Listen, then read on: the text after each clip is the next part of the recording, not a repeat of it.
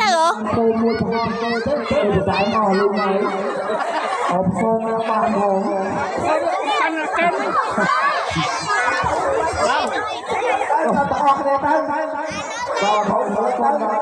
បងរងជាភាសា50000រៀលអូអានមកទៅលុយទៅទីតាមទៅនៃកងស្វាយក៏ព្រះចង្កេងកៅនេះព្រះសម្មាសម្ពុទ្ធបរមគ្រូវិលេនៅតាមជួបរបស់នេះជួបទៅតាមជួបដល់ទៅផ្ទះក្នុងប៉ុនមកបានលុយទៅទីទៅនេះសូមប្រមាណមកអង្គប្រមូលទៅទីក៏អង្គមកជាមួយការនេះការចាត់ប្រព័ន្ធកម្លាំងរបស់ឯកឯកខាងផលិតខ្ញុំឲ្យរឿងរបស់ចាក់ទុកនៅតាមទីរាឲ្យបានប្រយោជន៍អនុរូបរបស់របស់ទេវតាសម្បត្តិព្រមពីពេលអានទៅនេះអ៊ីយ៉ាងវងមានឡានមានលេខណាហមតោទុកតាហមតោមានប្រយោជន៍ដោយដេកផ្ទះប៉ុនដោយដេកផ្ទះនេះប៉ុនលុយទៅទីប្រសាទប្រាក់ខែកំហុសហូបថ្ងៃនេះចូលមកទីជូនដល់ញាតិការចូលឲ្យមានទាំងអស់ពួកយើងខ្ញុំអស់នេះបាននៅទីនេះតបចောင်းអនុមោទនី